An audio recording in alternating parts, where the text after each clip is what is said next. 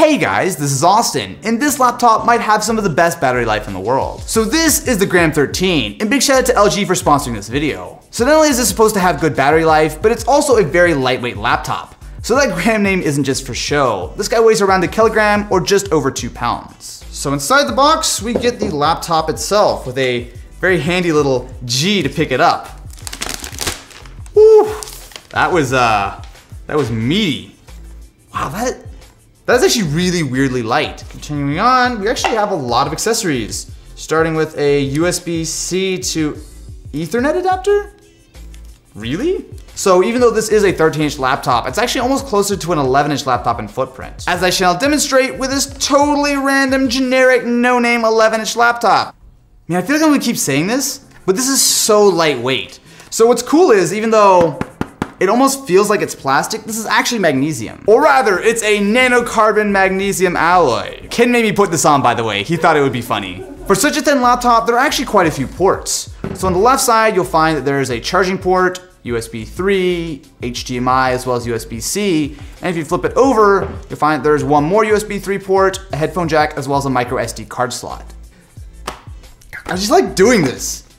It's just so lightweight. It feels like, I don't know. It just feels like there's like something missing, but it's just a really lightweight laptop. I think the build quality is actually something that's really jumping out to me about the Gram. So if you guys saw my friend What's Inside when they took a look at the Gram, they actually put this thing through a lot of abuse. And LG claims they can handle something like 400 pounds of pressure without breaking. The screen is flexible so it doesn't actually break.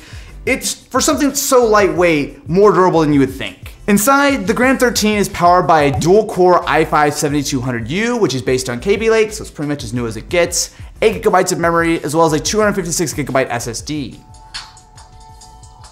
The speakers are interesting. So they are kind of on the bottom, but they actually project sideways. So while they're maybe not quite as loud as I would like, they actually don't sound that bad. What's cool about having that full USB-C port is that with a single cable, we can attach the Gram to a 4K monitor, and not only are we going to get that 4K video signal, we can also get charging to the laptop as well as extra data via the USB ports on the monitor. So first impressions of the Gram are pretty solid, but what I really want to put to the test is that battery life.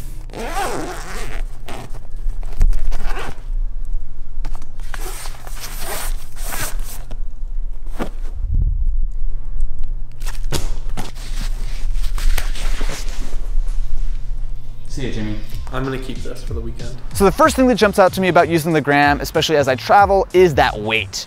So after using a giant laptop for the last year and a half or so, having something that's so light and so portable actually does make a difference. My bag feels like it weighs a lot less. But of course, the biggest part of the Gram is that battery life. So it has been nearly 4 days since I took this off the charger, and let's see what the battery life is like. So, open it up here. Right now we are at 48%. That is not bad. And I have not used this thing lightly. So on top of being in standby for 4 days, I watched about 3 hours of Netflix, some YouTube, answered some emails, did some web browsing, and this is absolutely held up. Now I will say that you should turn battery saver on. That definitely does give you a fair bit extra battery life.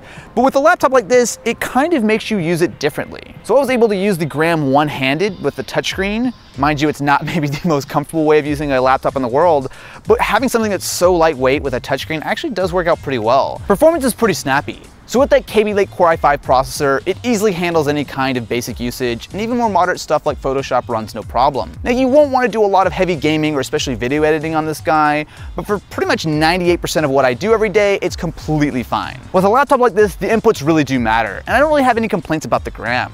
So the keyboard itself is nicely spaced, it has plenty of key travel, and as an upgrade from the previous Gram, it's fully backlit this time. The trackpad is also pretty decent. So my only slight complaint is that it's maybe not quite as accurate as I'd like, but for the most part it's completely fine, and I ended up opting for the slightly upgraded version of the Gram with the touchscreen, which definitely makes a big difference. I really do feel like Windows 10 laptops should all have touchscreens at this point. Speaking of, that screen is on point. So don't let that 1080p resolution fool you. It really is more than enough for a 13-inch display, especially when you consider that the higher resolution screens usually do hurt battery life. More importantly, it's got a really solid IPS panel. So color, contrast, and especially viewing angles are nice. It gets reasonably bright even when you're outside. And because it has such thin bezels, it makes the overall laptop size a lot smaller than it otherwise would be. The only issue with the small bezel is that it puts the webcam on the bottom of the screen, which gives you a great view of the inside of your nose. One cool part about upgrading to the touchscreen model is that it does come with a fingerprint reader. This is again something that I find I'm using all the time on laptops. It's so nice to be able to use Windows Hello to drop your finger on the touchpad and immediately log in. It is really nice to be able to take a laptop on a full weekend trip and not even think about taking the power adapter. So what do you guys think about the LG Gram? Let me know in the comments below and I will catch you in the next one.